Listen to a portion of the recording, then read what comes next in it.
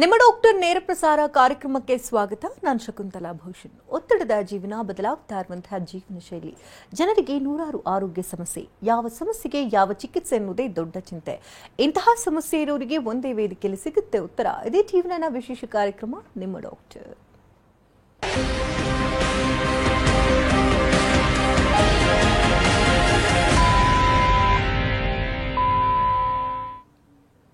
ಬದಲಾಗ್ತಾ ಇರುವಂತಹ ಜೀವನ ಶೈಲಿ ಮತ್ತು ಆಹಾರ ಕ್ರಮದಿಂದ ಅನೇಕ ರೀತಿಯ ಆರೋಗ್ಯ ಸಮಸ್ಯೆಗಳು ಪ್ರತಿಯೊಬ್ಬರನ್ನ ಬಾಧಿಸ್ತಾ ಇದೆ. ಅದರಲ್ಲೂ ಇತ್ತೀಚಿನ ದಿನಮಾನಗಳಲ್ಲಿ ಉಬ್ಬಿರುವ ರಕ್ತನಾಳಗಳು ಅಂದ್ರೆ ವೆರಿಕೋಸ್ ವೇನ್ಸ್ ಸಮಸ್ಯೆ ಬಹುದೊಡ್ಡದಾಗಿ ಬೆಳೆದು ನಿಂತಿದೆ. ವೆರಿಕೋಸ್ ವೇನ್ಸ್ ಅಂತ ಅಂದ್ರೆ ಏನು, ಯಾವ ಕಾರಣಕ್ಕಾಗಿ ಈ ವೆರಿಕೋಸ್ ವೇನ್ಸ್ ಕಾಣಿಸಿಕೊಂಡ ನಂತರದಲ್ಲಿ ದೇಹದಲ್ಲಿ ಆಗುವಂತಹ ಬದಲಾವಣೆಗಳಾದ್ರೂ ಏನು, ಆಹಾರ ಕ್ರಮ ಹೇಗಿರಬೇಕು, ಆರೋಗ್ಯದ ಮೇಲೆ ಯಾವ ರೀತಿ ಪರಿಣಾಮವನ್ನು ಬೀರುತ್ತೆ, ಇದಕ್ಕೆ ಇರ್ತಕ್ಕಂಥ ಸಂಪೂರ್ಣ ಚಿಕಿತ್ಸೆಯಾದ್ರೂ ಯಾವುದು, ಇದೆಲ್ಲದರ ಬಗ್ಗೆ ಮಾಹಿತಿನ ಕೊಡೋದಕ್ಕೆ ನಮ್ಮ ಹೋಮಿಯೋಪತಿಯ ವೈದ್ಯರಾಗಿರ್ತಕ್ಕಂಥ ಡಾಕ್ಟರ್ ಮಂಜುನಾಥ್ ಅವರು ನಮ್ಮೊಂದಿಗಿದ್ದಾರೆ. ಬನ್ನಿ ಅವನ ಕಾರ್ಯಕ್ರಮಕ್ಕೆ ವೆಲ್ಕಮ್ ಮಾಡೋಣ. So welcome to the show. Thank you. Varicose veins very common ಆಗ್ಬಿಟ್ಟಿದೆ, ಲೈಫ್ ಸ್ಟೈಲ್ ಡಿಸೀಸ್ ಅಂತಾನೆ ಹೇಳ್ಬೋದು. ಹಿಂದೆಲ್ಲ ವಂಶ ಪಾರಂಪರ್ಯವಾಗಿ ಒಬ್ಬರಲ್ಲೋ ಇಬ್ಬರಲ್ಲೋ ಕಾಣಿಸ್ಕೊಳ್ತಿತ್ತು, ವಿರಳ ಅಂತ ಹೇಳ್ಬೋದು. ಇತ್ತೀಚಿನ ದಿನಗಳಲ್ಲಿ ನೋಡೋದಾದ್ರೆ ಓವರ್ ವೇಟ್ ಕೂಡ ಆಗ್ತಿದ್ದಾರೆ, ಹೆಣ್ಮಕ್ಳಲ್ಲೂ ಕೂಡ ಬೇಗ ವೆರಿಕೋಸ್ ವೇನ್ಸ್ ಕಾಣಿಸ್ಕೊಳ್ತಾ ಇದೆ, ಅರ್ಲಿ ಏಜ್ ಅಲ್ಲಿ ಕೂಡ ಡಿಟೆಕ್ಟ್ ಆಗ್ತಾ ಇದೆ. ಅಂದ್ರೆ ಇಷ್ಟು ಬಹುದೊಡ್ಡದಾಗಿ ಈ ವೆರಿಕೋಸ್ ವೇನ್ಸ್ ಬೆಳೀತಾ ಇರೋದಕ್ಕೆ ಕಾರಣಗಳೇನು, ಇದಕ್ಕೆ ವೆರಿಕೋಸ್ ವೇನ್ಸ್ ಅಂತಂದ್ರೆ ಎಕ್ಸಾಕ್ಟ್ ಆಗಿ ಹೇಳೋದಾದ್ರೆ? ಖಂಡಿತ ನೀವು ಹೇಳ್ದಂಗೆ ಇವತ್ತಿನ ದಿನಗಳಲ್ಲೇ ಹೆಚ್ಚು ಕಂಡು ಬರ್ತಿದೆ ವೆರಿಕೋಸ್ ವೈನ್ಸ್ ಅನ್ನೋದು. ಬಟ್ ಮುಂಚೆ ಇತ್ತು ಇದು ಈ ಸಮಸ್ಯೆ, ವೆರಿಕೋಸ್ ವೈನ್ಸ್ ಅನ್ನೋದು ಅಥವಾ ಉಬ್ಬಿದ ರಕ್ತನಾಳಗಳು ಮುಂಚೆ ಕಾಣ್ತಿತ್ತು. ಬಟ್ ನೆಗ್ಲಿಜೆನ್ಸಿ ಜಾಸ್ತಿ ಇರ್ತಿತ್ತು, ಅಂದರೆ ಅವರಾಗೆ ನೋವಿನ ಮಾತ್ರೆಗಳನ್ನ ತಗೊಳ್ಳುವಂಥದ್ದು. ಆದರೆ ಸ್ವಲ್ಪ ವರ್ಷಗಳ ಏನಾಗುತ್ತೆ, ವೆರಿಕೋಸ್ ವೈನ್ಸ್ ಅಲ್ಲಿ ಯಾವುದೇ ರೀತಿ ನೋವನ್ನು ಉಂಟು ಮಾಡೋದಾಗ್ಲಿ, ಯಾವುದೇ ರೀತಿ ಸಮಸ್ಯೆ ಉಂಟು ಮಾಡೋದಾಗ್ಲಿ ಮಾಡೋದಿಲ್ಲ. ಸೊ ಜನರ ಮೆಂಟಾಲಿಟಿ ಹೇಗಿರುತ್ತೆ, ಸಮಸ್ಯೆ ಬಂದ ಮೇಲೆ ಚಿಕಿತ್ಸೆ ಪಡ್ಕೊಂಡ್ರಾಯ್ತು ಅಥವಾ ತೊಂದರೆ ನೋವು ಬಂದ ಮೇಲೆ ವೈದ್ಯರನ್ನ ಭೇಟಿ ಮಾಡೋದ್ರಾಯ್ತು ಅಂತ ತಿಳ್ಕೊಂಡು ನೆಗ್ಲೆಕ್ಟ್ ಮಾಡೋದುಂಟು. ಸೊ ಅದರಿಂದ ಬಟ್ ಇವತ್ತಿನ ಒಂದು ಈ ಆಫ್ಟರ್ ಕೊರೋನಾ ಎಫೆಕ್ಟ್ ಏನಾಗಿದೆ, ಎಲ್ಲರಿಗೂ ಏನೋ ಒಂಥರ ಕಾಶಿಯಸ್ ಆಗಿದ್ದಾರೆ.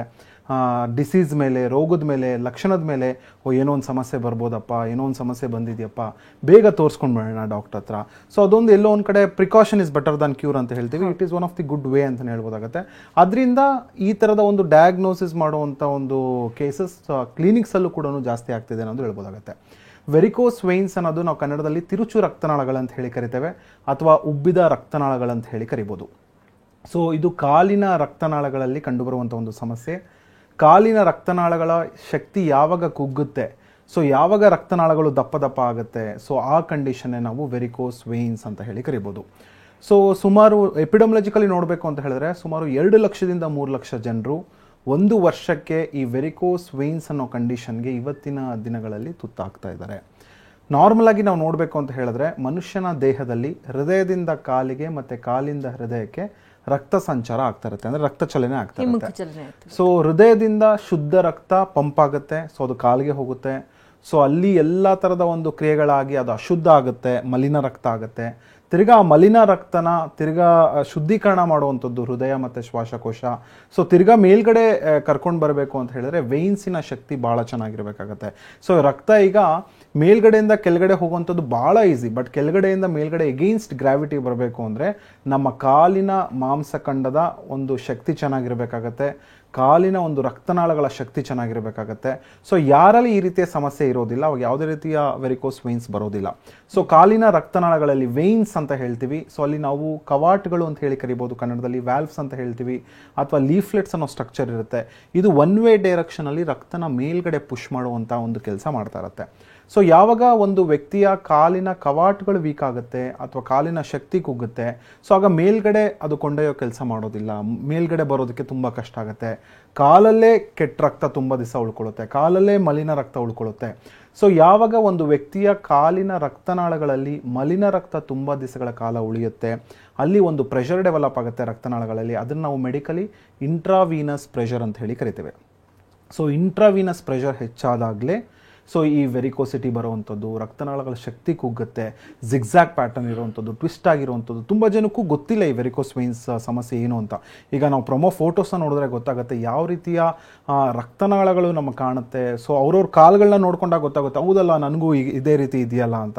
ಯಾಕಂದರೆ ಲಕ್ಷಣಕ್ಕೆ ನಾವು ಯಾವುದೇ ರೀತಿ ಔಷಧಿಗಳನ್ನ ಕೊಡಬಾರ್ದು, ರೋಗಕ್ಕೆ ಔಷಧಿ ಕೊಡಬೇಕಾಗತ್ತೆ. ಸೊ ಅದರಲ್ಲೂ ವೆರಿಕೋಸ್ ವೈನ್ಸ್ ಅನ್ನೋದು ಇದೊಂದು ಗ್ರ್ಯಾಜುವಲ್ ಆನ್ಸೆಟ್ ಆಫ್ ಕಂಡೀಷನ್. ಇದು ಒಂದು ದಿವಸದಲ್ಲಿ ಬರುವಂಥದ್ದು, ಒಂದು ವಾರದಲ್ಲಿ ಬರುವಂಥ ಸಮಸ್ಯೆ ಅಥವಾ ಕಾಯಿಲೆ ಕಾಯಿಲೆ ಅಲ್ಲ. ಇದು ದಿನ ಸಮಸ್ಯೆಗಳು ಉಂಟಾಗ್ತಾ ಇರುತ್ತೆ, ದಿನ ಕ್ಷೀಣಿಸುವಂಥ ಒಂದು ಕಾಯಿಲೆ ಆಗಿರೋದ್ರಿಂದ ಸೊ ಮುಂಚಿತವಾಗೇ ಕರೆಕ್ಟಾದ ಒಂದು ಡಯಾಗ್ನೋಸ್ ಮಾಡಿ ಕರೆಕ್ಟಾದ ಒಂದು ಚಿಕಿತ್ಸೆ ಪಡ್ಕೊಂಡ್ರೆ ಇದು ಕಾಂಪ್ಲಿಕೇಶನ್ ಹಂತಕ್ಕೆ ಹೋಗಲ್ಲ, ಅಥವಾ ಸರ್ಜರಿ ಮೊರೆ ಹೋಗೋದನ್ನ ನಾವು ಅವಾಯ್ಡ್ ಮಾಡ್ತಾ ಬರ್ಬೋದಾಗತ್ತೆ. ಬಿಕಾಸ್ ವೆರಿಕೋಸ್ ಅಲ್ಸರ್ ಎಲ್ಲ ಅನುಭವಿಸೋರಿಗೆ ಗೊತ್ತು ಎಷ್ಟೆಲ್ಲ ಕಾಂಪ್ಲಿಕೇಶನ್ಸ್ಗೆ ಒಳಗಾಗತ್ತೆ. ಸೊ ಎಷ್ಟೆಲ್ಲ ಚಿಕಿತ್ಸೆ ಪಡ್ಕೊಂಡ್ರೂ ಎಷ್ಟೆಲ್ಲ ಅನುಭವಿಸ್ಬೇಕಾಗತ್ತೆ. ಸೊ ಸ್ಟಾರ್ಟಿಂಗ್ ಹಂತದಲ್ಲೇ ಅವ್ರು ಚಿಕಿತ್ಸೆನ ಪಡ್ಕೊಂಡ್ರೆ ಅಥವಾ ಅರ್ಲಿ ಡಯಾಗ್ನೋಸ್ ಮಾಡಿದ್ರೆ ಖಂಡಿತ ಯಾವುದೇ ರೀತಿ ಸಮಸ್ಯೆ ಇರೋದಿಲ್ಲ. ಈ ಸಮಸ್ಯೆ ಎಂಥವರಲ್ಲಿ ಬರುತ್ತೆ ಅನ್ನೋದು ಭಾಳ ಇಂಪಾರ್ಟೆಂಟ್ ಆಗುತ್ತೆ. ಸೊ ಎಲ್ಲರಲ್ಲೂ ಬರುತ್ತಾ? ಸೊ ಜನರಲ್ ಏನು ತಲೆಯಲ್ಲಿದೆ, ಸೊ ನಿಂತ್ಕೊಂಡವರಲ್ಲಿ ಹೆಚ್ಚು ಬರುತ್ತೆ. ಸೊ ಖಂಡಿತ ಅದು ಮೊದಲನೇ ಕಾರಣ. Prolong standing for long time ಅಥವಾ prolong sitting for long time, ತುಂಬ ಹೊತ್ತು ನಿಂತ್ಕೊಳ್ಳೋದು ಒಂದೇ ಅಲ್ಲ, ಕೂತ್ಕೊಂಡು ಕೆಲಸ ಮಾಡೋರಲ್ಲೂ ಕೂಡ ಇದು ಅತಿ ಹೆಚ್ಚಾಗಿ ಬರುತ್ತೆ. ಓಕೆ. ಯಾಕಂದರೆ ತುಂಬ ಹೊತ್ತು ಒಂದೇ ಜಾಗದಲ್ಲಿ ನಿಂತ್ಕೊಂಡಾಗ ಏನಾಗುತ್ತೆ, ಎಷ್ಟೋ ಪ್ರೊಫೆಷನಲ್ಸ್ ಎಲ್ಲ ನೋಡ್ಬೋದು, ಟ್ರಾಫಿಕ್ ಪೊಲೀಸ್ ಮ್ಯಾನ್ ಆಗಿರ್ಬೋದು, 8 ಗಂಟೆಗಳ ಕಾಲ 10 ಗಂಟೆಗಳ ಕಾಲ ನಿಂತ್ಕೊಂಡು ರೋಡಲ್ಲಿ ಕೆಲಸ ಮಾಡ್ತಾ ಇರ್ತಾರೆ. ಶಿಕ್ಷಕರಾಗಿರ್ಬೋದು, ಟೀಚರ್ಸು 5 ಗಂಟೆಗಳ ಕಾಲ 6 ಗಂಟೆಗಳ ಕಾಲ ನಿಂತ್ಕೊಂಡು ಪಾಠ ತುಂಬ ವರ್ಷಗಳ ಕಾಲ ಮಾಡ್ತಾ ಇರ್ತಾರೆ. ಬೇಕರಿಯಲ್ಲಿ ಕೆಲಸ ಮಾಡೋರಾಗಿರ್ಬೋದು. ಸೊ ಇವರೆಲ್ಲ ಏನಾಗುತ್ತೆ, ಒಂದು ಸ್ವಲ್ಪ ವರ್ಷಗಳ ನಂತರ ಏನಾಗುತ್ತೆ, ನಮ್ಮ ಕಾಲಿನ ರಕ್ತನಾಳಗಳ ಮೇಲೆ ಒತ್ತಡ ಅನ್ನೋದು ಹೆಚ್ಚಾಗಿ, ಪ್ರೆಷರ್ ಅನ್ನೋದು ಹೆಚ್ಚಾಗಿ, ಇಂಟ್ರಾವಿನಸ್ ಪ್ರೆಷರ್ ಅನ್ನೋದು ಹೆಚ್ಚಾಗಿ ಈ ರೀತಿಯ ಸಮಸ್ಯೆ ಒಳಗಾಗುವಂಥ ಸಾಧ್ಯತೆಗಳು ಇರುತ್ತೆ. ಕಾಲರ್ ಇದ್ದಾರೆ, ಮಾತನಾಡಿಸಲ್ಲ. ಪುರುಷೋತ್ತಮ್ ಕರೆ ಮಾಡ್ತಾರೆ ಬೆಂಗಳೂರಿಂದ. ನಮಸ್ತೆ ಪುರುಷೋತ್ತಮ್ ಅವರೇ. ನಮಸ್ತೆ ಮೇಡಮ್. ಡಾಕ್ಟರ್ ಇದ್ದಾರೆ, ಮಾತನಾಡಿ. ಸರ್ ನಮಸ್ತೆ ಸರ್, ಪುರುಷೋತ್ತಮ್ ಮಾತಾಡೋದು. ನಮಸ್ತೆ ಪುರುಷೋತ್ತಮ್ ಅವರು, ಹೇಳಿ ಏನ್ ತೊಂದರೆಗೆ ಕರೆ ಮಾಡಿದ್ರಿ? ಸರ್ ನಾನು ಡಿಫೆನ್ಸ್ ಪರ್ಸನ್, ನಾನು ಆರ್ಮಿ ಪರ್ಸನ್ ಸರ್. ನಾನು ಓಕೆ. ಕೆಲವೊಂದು ದಿನ ಸರ್ ಇದು ಪ್ರಾಬ್ಲಮ್ ಅಂತಂದ್ರೆ 10 ವರ್ಷದಿಂದ ಪ್ರಾಬ್ಲಮ್ ಇದೆ ಸರ್. ಇದು ಮೊದಲು ನಾರ್ಮಲ್ ಆಗಿತ್ತು, ನರಗಳೆಲ್ಲ ಕಾಲ್ ಮೇಲೆಲ್ಲ ಕಾಣೋದೆಲ್ಲ ಇತ್ತು. ಓಕೆ. ಇವಾಗ ತುಂಬಾ ಜಾಸ್ತಿ ಆಗಿದೆ ಸರ್. ಅದು ಅಂದ್ರೆ ನರಗಳೆಲ್ಲ ನೋಡೋದಕ್ಕೆ ಸರಿ ಕಾಣಿಸಲ್ಲ. ಕಾಲಲ್ಲಿ ಎಡಗಡೆ ಕಾಲು ಮತ್ತೆ ಬಲಗಡೆ ಕಾಲು 2 ಕಾಲಲ್ಲೂ ಅದು ನರಗಳು ಊದ್ಕೊಂಡ್ಬಿಟ್ಟಿದೆ ಸರ್. ಓಕೆ. ಲಕ್ಷಣಗಳೇನಾರು ಇದೆಯಾ? ನೋವು ಅಥವಾ ಭಾರ ಆ ಥರದ್ದೇನ ಲಕ್ಷಣಗಳಿದೆಯಾ? ಹೌದು ಸರ್. ಇದು ಏನಾದ್ರು ನಾನು ಜಾಸ್ತಿ ರನ್ ಮಾಡಿದಾಗ, ನಾನು ಸ್ಪೋರ್ಟ್ಸ್ ಮಾಡ್ತಿದ್ದೆ ಜಾಸ್ತಿ ನಾನು ಡಿಫೆನ್ಸ್ ಅಲ್ಲಿ. ಓಕೆ. ಬಟ್ ಇವಾಗ ಲಾಂಗ್ ವಾಕ್ ಮಾಡಕ್ಕಾಗಲ್ಲ ಸರ್. ನಾನು ಡೈಲಿ 10 ಕಿಲೋಮೀಟರ್ ಎಲ್ಲ ವಾಕ್ ಮಾಡ್ತಿದ್ದೆ, 10 ಕಿಲೋಮೀಟರ್ ರನ್ ಎಲ್ಲ ಮಾಡ್ತಿದ್ದೆ. ಓಕೆ. ಇವಾಗ 10 ಕಿಲೋಮೀಟರ್ ರನ್ ವಾಕ್ ಏನ್ ಮಾಡಕ್ಕಾಗಲ್ಲ ಸರ್. ಒಂದು 5 ಕಿಲೋಮೀಟರ್ಗೆ ನನಗೆ ಜಾಸ್ತಿ ಸುಸ್ತು ಅಂತ ಅನ್ಸುತ್ತೆ, ಮತ್ತೆ ಕಾಲು ಪೈನ್ ಎಲ್ಲ ಬರುತ್ತೆ. ಓಕೆ ಸರ್, ಈಗ ಅದಕ್ಕೆ ಪರಿಹಾರಗಳೇನು ಸರ್? Okay, don't worry. ಸ್ವಲ್ಪ ನಿಮ್ಗೆ ಸ್ಟೇಜಸ್ ಹೆಚ್ಚಾಗಿದೆ ಅಂತಾನೆ ಹೇಳ್ಬೋದಾಗತ್ತೆ. ಬಿಕಾಸ್ ಎಲ್ಲ ಥರದ ಲಕ್ಷಣಗಳಲ್ಲೂ ನಿಮ್ಮ ದೇಹದಲ್ಲಿ ಕಾಣ್ತಿದೆ. ಬಿಕಾಸ್ ಬರೀ ಉಬ್ಬುವಿಕೆಗೆ ಔಷಧಿ ಕೊಡುವಂಥದ್ದಲ್ಲ, ನೋವಿಗೆ ನೋವಿನ ಮಾತ್ರ ಕೊಡುವಂಥದ್ದಲ್ಲ.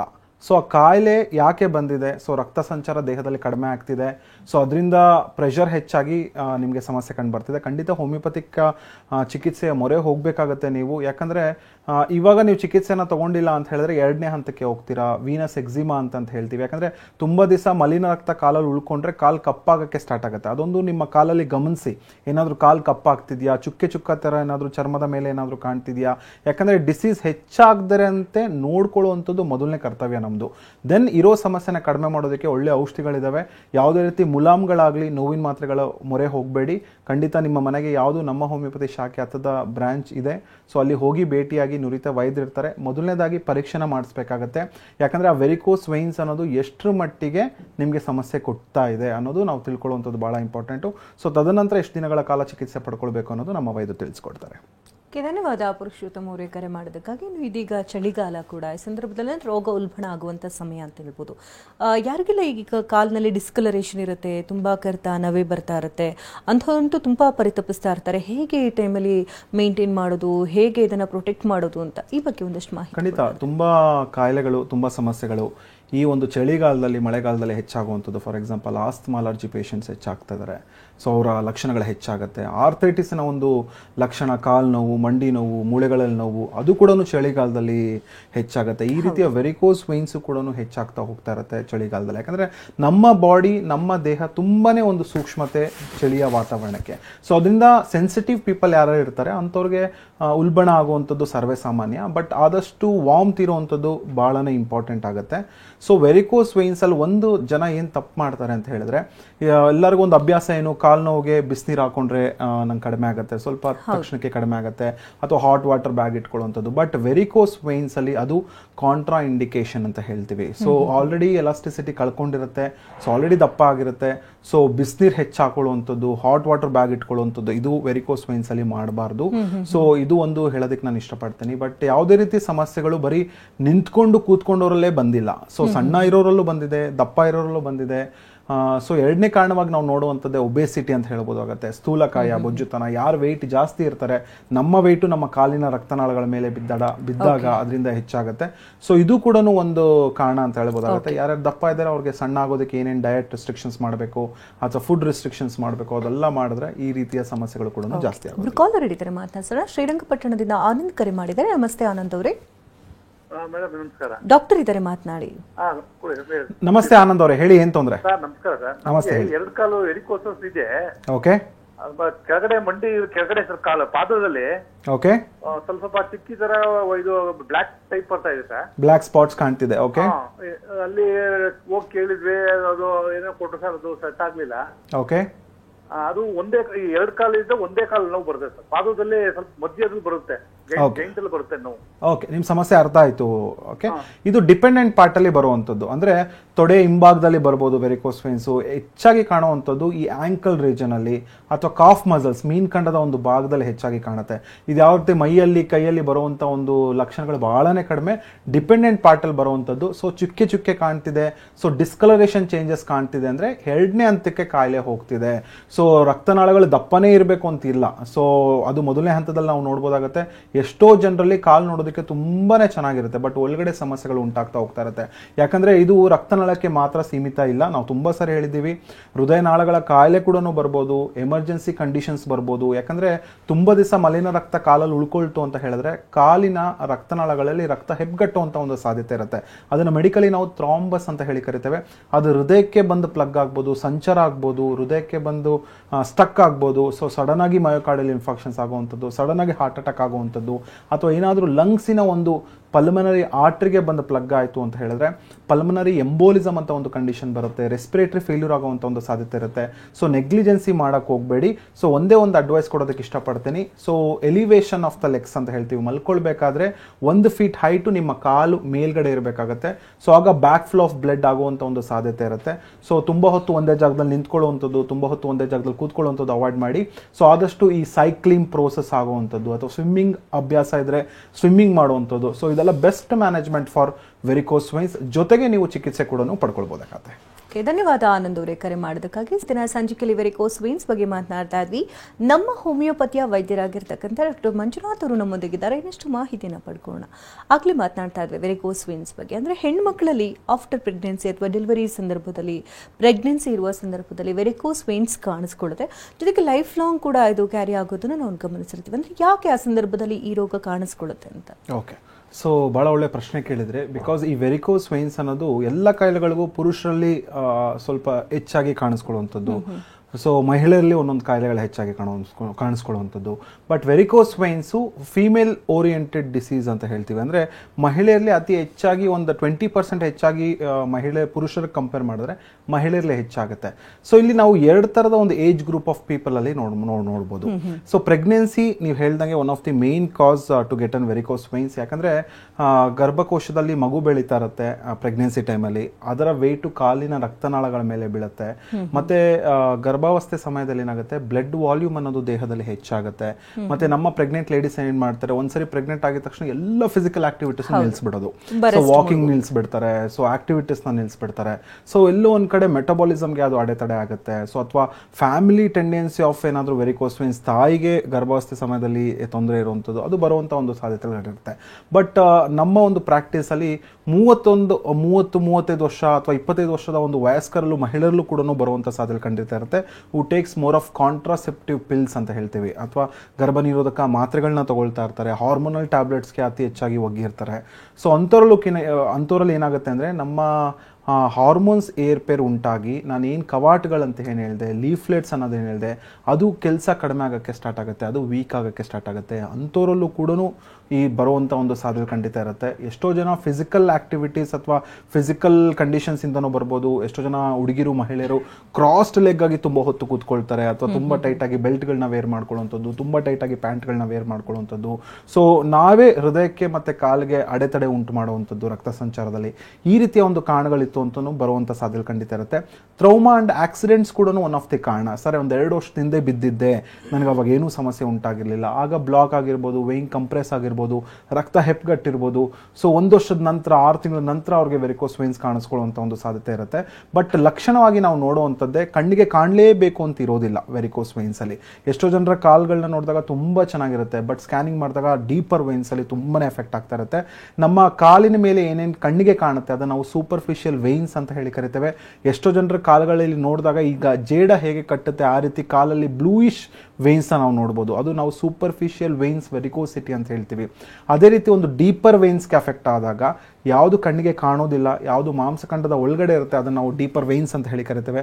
ಸೊ ಅಲ್ಲಿ ಸಮಸ್ಯೆಗಳು ಉಂಟಾದಾಗ ತುಂಬ ದಪ್ಪ ಆಗುವಂಥದ್ದು ರಕ್ತನಾಳಗಳು, ಜಿಗ್ಜಾಗ್ ಪ್ಯಾಟರ್ನ್ ಇರುವಂಥದ್ದು, ಮುಟ್ಟಿದಾಗ ತುಂಬ ಸಾಫ್ಟ್ ಇರುವಂಥದ್ದು, ಪೇಯ್ನ್ ಉಂಟಾಗುವಂಥದ್ದು, ಕಾಲು ಊತ ಬರುವಂಥದ್ದು, ನಮ್ಮ ಕಾಲೇ ನಮಗೆ ಭಾರ ಅಂತ ಅನಿಸುತ್ತೆ. This is the main hallmark symptom of varicose wines.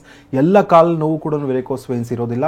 So ಯಾವಾಗ ನೋವಿನ ಜೊತೆಗೆ ಭಾರ ಅಂತ ಹೇಳ್ತಾರೆ, ಯಾಕೆ ಭಾರ ಅನಿಸುತ್ತೆ ಅಂತ ಹೇಳಿದ್ರೆ, ಸೊ ನಮ್ಮ ಕಾಲಿನಲ್ಲಿ ಮಲಿನ ರಕ್ತ ತುಂಬ ದಿವಸ ಉಳ್ಕೊಳ್ತಾ ಇರುತ್ತೆ, ಭಾರ ಅಂತ ಅನಿಸ್ತಾ ಇರುತ್ತೆ, ವೆಯ್ಟ್ ಅಂತ ಅನಿಸ್ತಾ ಇರುತ್ತೆ, ಒಂದೊಂದು ಹೆಜ್ಜೆ ಇಡೋದಕ್ಕೂ ಕಷ್ಟ ಆಗುತ್ತೆ ಡಾಕ್ಟರ್ ಅಂತ ಹೇಳ್ತಾರೆ. So this is N hallmark symptom ಅಂತಲೇ ಹೇಳ್ಬೋದು.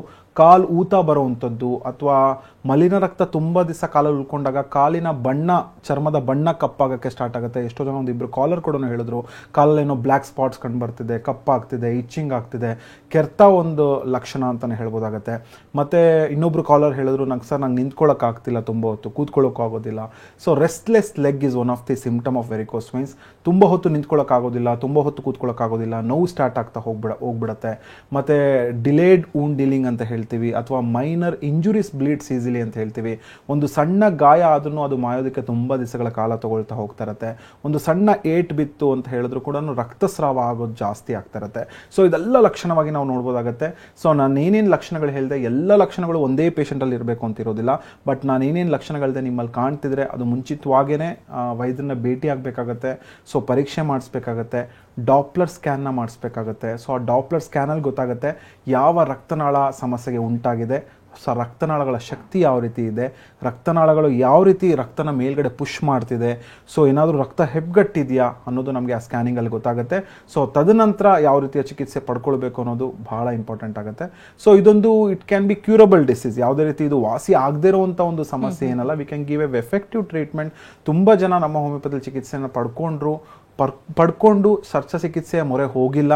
ಸೊ ಎಷ್ಟೋ ಜನ ಕಾಂಪ್ಲಿಕೇಶನ್ ಅವಾಯ್ಡ್ ಮಾಡ್ತಾ ಹೋಗಿದ್ದಾರೆ. ಎಷ್ಟೋ ಜನರಲ್ಲಿ ತಲೆಯಲ್ಲಿ ಏನಿರುತ್ತೆ, ಅವ್ರವ್ರ ಕಾಯಿಲೆಗಳು 100% ವಾಸಿ ಮಾಡ್ಕೊಳ್ಬೇಕು. ಮತ್ತು ಇನ್ನೊಂದು ಆಸೆ ಏನಿರುತ್ತೆ, ಆದಷ್ಟು ಬೇಗ ವಾಸಿ ಮಾಡ್ಕೊಳ್ಬೇಕು ಅನ್ನೋದಿರುತ್ತೆ. ಸೊ ಅದ್ರ ಮೂಲಕ ಏನಾಗುತ್ತೆ, ಸರ್ಜರಿಯ ಮೊರೆ ಹೋಗ್ಬಿಡ್ತಾರೆ. ಸೊ ನಾನು ಆಪ್ರೇಷನ್ ಮಾಡಿಸ್ಕೊಂಡ್ರೆ ಸರಿ ಹೋಗ್ತೀನಿ ಅಂತ. ಸೊ ಎಲ್ಲದಕ್ಕೂ ರಾಮ ಬಾಣ ಸರ್ಜರಿ ಅಂತ ನಾನು ಹೇಳೋಕ್ಕಾಗೋದಿಲ್ಲ. ಬಿಕಾಸ್ ಆ ವೇಯ್ನ ತೆಗೆಯೋದ್ರಿಂದ ಸಮಸ್ಯೆ ಇನ್ನೂ ಹೆಚ್ಚಾಗುತ್ತೆ ಹೊರತು ಇನ್ನೊಂದು ಕಾಲಿಗೆ ರಕ್ತನಾಳಗಳ ಶಕ್ತಿ ಕುಗ್ಬೋದು, ಇನ್ನೊಂದು ಕಾಲಿಗೆ ವೆರಿಕೋಸ್ ವೇನ್ಸ್ ಬರ್ಬೋದು, ಅಥವಾ ಪಕ್ಕದ ಒಂದು ವೇನ್ಸ್ಗೆ ಸಮಸ್ಯೆ ಉಂಟಾಗ್ಬೋದು. ಸೊ ಅದಕ್ಕೆ ಕರೆಕ್ಟಾದ ಒಂದು ಟೈಮಲ್ಲಿ ಕರೆಕ್ಟಾದ ಒಂದು ಚಿಕಿತ್ಸೆನ ಪಡ್ಕೊಳ್ಬೇಕು. ಸೊ ಅದು ಇಂಟರ್ನಲ್ ಮೆಡಿಸಿನ್ ಆಗಬೇಕು. ಸೊ ಹೋಮಿಯೋಪತಿಕ್ ಮೆಡಿಕೇಶನ್ಸಿಂದ ರಕ್ತ ಸಂಚಾರ ಹೆಚ್ಚಾಗುತ್ತೆ, ರಕ್ತನಾಳಗಳ ಶಕ್ತಿ ಹೆಚ್ಚಾಗುತ್ತೆ. ಸೊ ರೂಟ್ ಕಾಸ್ ನಾವು ಟ್ರೀಟ್ಮೆಂಟ್ ಮಾಡಬೇಕು ಹೊರತು ಯಾವಾಗ ಕಾರಣಕ್ಕೆ ನಾವು ಔಷಧಿನ ಕೊಡ್ತೀವಿ ಅದರಿಂದ ಬರುವಂಥ ಒಂದು ರೋಗಗಳು, ಅದರಿಂದ ಬರುವಂಥ ಒಂದು ಲಕ್ಷಣಗಳು ಕೂಡ ಕಡಿಮೆ ಆಗುತ್ತೆ ಅನ್ನೋದು ಈ ಮೂಲಕ ಹೇಳ್ಬೋದಾಗುತ್ತೆ. ಇನ್ನು ಸ್ಟೇಜಸ್ ಬಗ್ಗೆ ಹೇಳೋದಂದ್ರೆ ಯಾವ ಸ್ಟೇಜಲ್ಲಿ ಈಗ ಹೋಮಿಯೋಪತಿ ಚಿಕಿತ್ಸೆನ ಪಡ್ಕೊಂಡ್ರೆ ಸಂಪೂರ್ಣವಾಗಿ ಗುಣಮುಖರಾಗ್ಬೋದು? ಈಗ ತುಂಬಾ ಜನರಿಗೆ ಆಪರೇಷನ್ ಮಾಡಲೇಬೇಕು, ವೇನ್ಸ್ನ ತೆಗಿಲೇಬೇಕು ಅಂದಿರ್ತಾರೆ. ಬಟ್ ಏಜ್ ಫ್ಯಾಕ್ಟರ್ ಕೂಡ ಇಂಪಾರ್ಟೆಂಟ್ ಆಗುತ್ತೆ. ಆ ಸಂದರ್ಭದಲ್ಲಿ ಅಂದ್ರೆ ಏಜ್ ಆಗಿರೋರು ಆಪರೇಷನ್ ಮೊರೆ ಹೋಗೋದಿಲ್ಲ, ಯಾಕಂದ್ರೆ ಬೇರೆಯವ್ರ ಮೇಲೆ ಡಿಪೆಂಡ್ ಆಗ್ಬಿಡುತ್ತೆ ಅನ್ನುವಂಥ ಆತಂಕಗಳು ಕೂಡ ಇರುತ್ತೆ. ಸೊ ಅಂಥವ್ರಿಗೆ ಹೋಮಿಯೋಪತಿ ಚಿಕಿತ್ಸೆ ತಗೊಂಡ್ರೆ ಗುಣವಾಗುತ್ತಾ? ಖಂಡಿತ. ಹೋಮಿಯೋಪತಿಕ್ ಔಷಧಿಗಳು ಯಾವುದೇ ರೀತಿ ಕಾಯಿಲೆಗೆ ಮಾತ್ರ ಸೀಮಿತ ಇರೋದಿಲ್ಲ. So we treat man in disease ಅಂತ ಹೇಳ್ತೀವಿ. ಅಂದರೆ ಆ ಶರೀರಕ್ಕೆ ಔಷಧಿಗಳನ್ನ ಕೊಡ್ತೀವಿ. ಸೊ ಈ ಸ್ಟೇಜಲ್ಲಿ ಬಂದರೆ ಹೋಮಿಯೋಪತಿ ಕೊಡ್ಬೋದು, ಆ ಸ್ಟೇಜಲ್ಲಿ ಬಂದರೆ ಹೋಮಿಯೋಪತಿ ಕೊಡೋಕ್ಕಾಗೋದಿಲ್ಲ. ಆ ಥರ ಖಂಡಿತ ಇರೋದಿಲ್ಲ. Even in a last stage we have tried to give a best medications ಅಂತಲೇ ಹೇಳ್ಬೋದಾಗುತ್ತೆ. ಬಿಕಾಸ್ ಸರ್ಜರಿ ಮೊರೆ ಹೋದರೂ ಕೂಡ ಎಷ್ಟೋ ಜನ ನಮ್ಮಲ್ಲಿ ಕ್ಲಿನಿಕ್ಸಲ್ಲಿ ಬರ್ತಾರೆ, ಸರ್ ಆಲ್ರೆಡಿ 2 ಟೈಮ್ ನಾನು ಸರ್ಜರಿ ಮಾಡಿಸಿದ್ದೀನಿ, 3 ಟೈಮ್ ಸರ್ಜರಿ ಮಾಡಿಸಿದ್ದೀನಿ. ಸೊ ಒಂದು ವ್ಯಕ್ತಿ ನಮ್ಮಲ್ಲಿ ಬಂತು ಅಂತ ಹೇಳಿದ್ರೆ, ಸೊ ಎಷ್ಟು ದಿನಗಳ ಕಾಲದಿಂದ ಆ ಸಮಸ್ಯೆ ಉಂಟಾಗ್ತಿದೆ, ಏನೆಲ್ಲ ಚಿಕಿತ್ಸೆಗಳನ್ನ ಪಡ್ಕೊಂಡಿದ್ದಾನೆ, ನಮ್ಮ ಮೆಡಿಕೇಶನ್ಸ್ ಯಾವ ರೀತಿ ಹೆಲ್ಪ್ ಮಾಡುತ್ತೆ, ನಾವು ವ್ಯಕ್ತಿತ್ವಕ್ಕೆ ಔಷಧಿಗಳನ್ನ ಕೊಡ್ತೀವಿ, ಅವನ ಮೆಂಟಲ್ ನೇಚರ್ ಆಗಿರ್ಬೋದು, ಫಿಸಿಕಲ್ ನೇಚರ್ ಆಗಿರ್ಬೋದು. ಸೊ ಈಗಿನ ಒಂದು ಅಡ್ವಾನ್ಸ್ಡ್ ಇದರಲ್ಲಿ, ಈಗಿನ ಒಂದು ರಿಸರ್ಚ್ ಡಿಪಾರ್ಟ್ಮೆಂಟಲ್ಲಿ ಈಗಿನ ಒಂದು ಕಾಯಿಲೆಯ ತೀವ್ರತೆನ ನೋಡಬೇಕಾಗತ್ತೆ. ಈಗಿನ ಒಂದು ಲೈಫ್ ಸ್ಟೈಲ್ ಕಂಡೀಷನ್ನ ನೋಡಿ ಕಂಡುಹಿಡಿದಿರುವಂಥ ಒಂದು ಮೆಡಿಕೇಶನ್ಸ್ ಕೊಟ್ಟಾಗ ಆ ಔಷಧಿ ಪೇಷಂಟ್ಗೆ ಹೊಂದುವಂಥ ಒಂದು ಮೆಡಿಕೇಶನ್ಸ್ ಆಗಿರುತ್ತೆ. ಸೊ ಅದರಿಂದ ಅವರ ಲಕ್ಷಣಗಳು ಕೂಡ ಕಡಿಮೆ ಆಗ್ತಾ ಇರುತ್ತೆ, ಮತ್ತು ಅವರ ಸಮಸ್ಯೆ ಕೂಡ ಕಡಿಮೆ ಆಗ್ತಾ ಹೋಗ್ತಾ ಇರುತ್ತೆ. ಸೊ ಜೊತೆಗೆ ಮುಂದೆ ಬರುವಂಥ ಕಾಂಪ್ಲಿಕೇಶನ್ ಸಹ ಅವಾಯ್ಡ್ ಮಾಡ್ತಾ ಬರಬೇಕಾಗತ್ತೆ. ಸೊ ಬರೀ ಔಷಧಿ ಮಾತ್ರ ಕೆಲಸ ಮಾಡೋದಿಲ್ಲ, ಔಷಧಿಯ ಜೊತೆಗೆ ಮ್ಯಾನೇಜ್ಮೆಂಟ್ ಅಂತ ಹೇಳ್ತೀವಿ. ಡಾಕ್ಟರ್ಸ್ ಏನೇನು ಹೇಳ್ತಾರೆ ಅದನ್ನೆಲ್ಲ ಅವರು ಚಾಚೂ ತಪ್ಪದೆ ಮಾಡಬೇಕಾಗತ್ತೆ. ಸೊ ತುಂಬ ಹೊತ್ತು ಒಂದೇ ಜಾಗದಲ್ಲಿ ಕೂತ್ಕೊಳ್ಳೋದು, ನಿಂತ್ಕೊಳ್ಳೋದನ್ನ ಆದಷ್ಟು ಅವಾಯ್ಡ್ ಮಾಡಿ. ಮತ್ತು ಒಬೇಸಿಟಿ, ದಪ್ಪ ಇದ್ದರೆ ಆದಷ್ಟು ನಿಮ್ಮ ತೂಕನ, ನಿಮ್ಮ ಬೊಜ್ಜುತನನ ಕಡಿಮೆ ಮಾಡ್ಕೊಳ್ಳೋದಕ್ಕೆ ಸಾಧ್ಯತೆ ಮಾಡ್ಕೊಳ್ಬೇಕಾಗತ್ತೆ. ಮತ್ತು ತುಂಬ ಟೈಟಾಗಿ ಬೆಲ್ಟ್ಗಳನ್ನ ವೇರ್ ಮಾಡ್ಕೊಳ್ಳುವಂಥದ್ದು, ಪ್ಯಾಂಟ್ಗಳನ್ನ ವೇರ್ ಮಾಡ್ಕೊಳ್ಳುವಂಥದ್ದು ಖಂಡಿತ ಮಾಡೋಕ್ಕೆ ಹೋಗಬೇಡಿ. ಕಾಲ್ಗೆ ತುಂಬ ಬಿಸಿನೀರು ಹಾಕಕ್ಕೆ ಹೋಗಬೇಡಿ. ಎಲಾಸ್ಟಿಕ್ ಕಂಪ್ರೆಷನ್ ಸ್ಟಾಕಿಂಗ್ಸ್ ಅಂತ ಬರುತ್ತೆ, ಆ ಸಾಕ್ಸ್ ಥರ ನೀವು ವೇರ್ ಮಾಡಿ ನೀವು ದಿನದ ಚಟುವಟಿಕೆನ ಮಾಡ್ಬೋದಾಗತ್ತೆ. ಇರೋ ಕಾಯಿಲೆ ಹೆಚ್ಚಾಗದಂಗೆ ನೋಡ್ಕೊಳ್ಬೋದಾಗತ್ತೆ. ಖಂಡಿತ ಒಳ್ಳೆ ಮೆಡಿಕೇಶನ್ಸ್ ಇಂದ ಹೋಮಿಯೋಪತಿಲಿ ಒಳ್ಳೆ ರಿಸಲ್ಟ್ಸ್ ಕೂಡ ಖಂಡಿತ ಇದೆ. ಕಾರ್ಯಕ್ರಮಕ್ಕೆ ಆಗಮಿಸಿ ಹಲವು ಮಾಹಿತಿಯನ್ನು ನೀಡಿದ್ರಿ, ಧನ್ಯವಾದ. ನಮಸ್ತೆ ವೀಕ್ಷಕರೇ, ಡಾಕ್ಟರ್ ಮಂಜುನಾಥ್ ಅವ್ರನ್ನ ಭೇಟಿ ಆಗಬೇಕಂದ್ರೆ ಅಡ್ರೆಸ್ ಪ್ಲೇಟ್ ಈ ರೀತಿ ಇದೆ, ನೋಟ್ ಮಾಡ್ಕೊಳ್ಳಿ. ನಮ್ಮ ಹೋಮಿಯೋಪತಿ ಬೆಂಗಳೂರಿನ ಶಾಖೆಗಳು ಮಲ್ಲೇಶ್ವರಂ ಮತ್ತು ಜಯನಗರದಲ್ಲಿ, ಇತರೆ ಶಾಖೆಗಳು ಹುಬ್ಬಳ್ಳಿ, ಮೈಸೂರು, ದಾವಣಗೆರೆ, ಕಲಬುರಗಿ, ಹಾಸನ, ಶಿವಮೊಗ್ಗ, ಹೊಸಪೇಟೆ, ಬೆಳಗಾವಿ, ಉಡುಪಿಯಲ್ಲಿದೆ. ಹಾಗೆ ಮಹಾರಾಷ್ಟ್ರ, ಮುಂಬೈ, ಪುಣೆ, ಸೋಲಾಪುರ, ಕೊಲ್ಹಾಪುರ, ನಾಗ್ಪುರ, ಔರಂಗಾಬಾದ್, ನಾಸಿಕ್ನಲ್ಲೂ ಕೂಡ ಬ್ರಾಂಚಸ್ಗಳಿದೆ. ಕಾಂಟ್ಯಾಕ್ಟ್ ನಂಬರ್ ಈ ರೀತಿದೆ: 9620240240ಗೆ ಕರೆ ಮಾಡಿ ಹೆಚ್ಚಿನ ಡೀಟೇಲ್ಸ್ ಅನ್ನು ನೀವು ಪಡ್ಕೊಳ್ಬಹುದಾಗಿದೆ. ಇದು ಈ ಹೊತ್ತಿನ ವಿಶೇಷ. ನಿಮ್ಮ ಡಾಕ್ಟರ್ ನಿರಂತರ ಸುದ್ದಿಗಾಗಿ ನೋಡ್ತಾ ಇರಿ TV9.